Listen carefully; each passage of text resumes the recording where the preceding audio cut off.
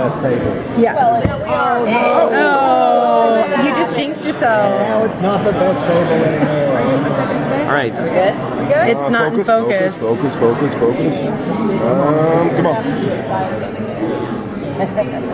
There you go. So you can look at yourself. I forgot. And it's recording. So I'm like trying to go right stuff. So, All right. So tell us about your role in this wonderful thing. I play the character of Chaz, which is John's best, oldest, and longest surviving friend. He doesn't have much luck with surviving friends, so I guess I'm fortunate in that regard. And he's just a general wingman. He's his best friend. He's his closest thing to a family that he probably has, and that kind of goes both ways. And he's also like a motivator. I mean, John is a bastard. He's a lazy bastard at that. He doesn't want to fight demons. I mean, he has to. He's not really stoked on it. And Chaz knows that he's the man for the job, and he keeps him up to task and makes sure that he's, if he's hungover, at least he's fed, and kind of keeps him to task. now, Chaz in the movie was a cab driver.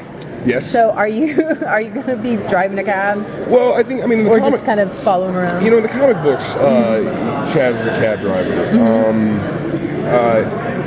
Initially, or at least at some point in his story, he does a lot of odd jobs. But again, I think that just goes back to him making sure that, if John needs to get around, he gets around. And in the comic books, one difference from the comic books and the show is that, in the comic books, John takes pains to kind of protect Chaz from the really dangerous stuff because he knows how it ends for people that go along with him.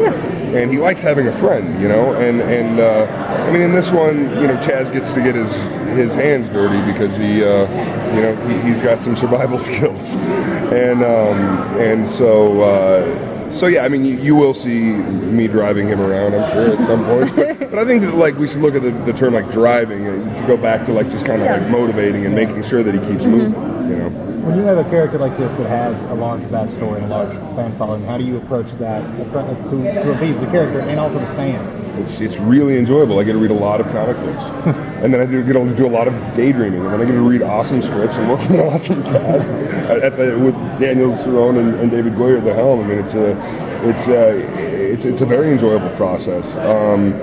I think that there's an obligation to the fans. This is a comic book that's been around for 25 years. There's fans that aren't even as old as the comic books, and so I think that it's an honor to be in service of a story like that. And comic book fans are like the best fans out there. So they're a good sort of meter, and I think that we'll do them justice. John's been written by a lot of characters. There's been a lot of iterations of John as he's aged, and I think that this is just a new chapter of kind of a great old character.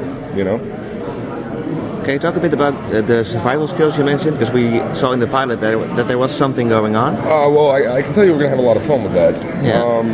And it should be very interesting. We will get into that as the season progresses.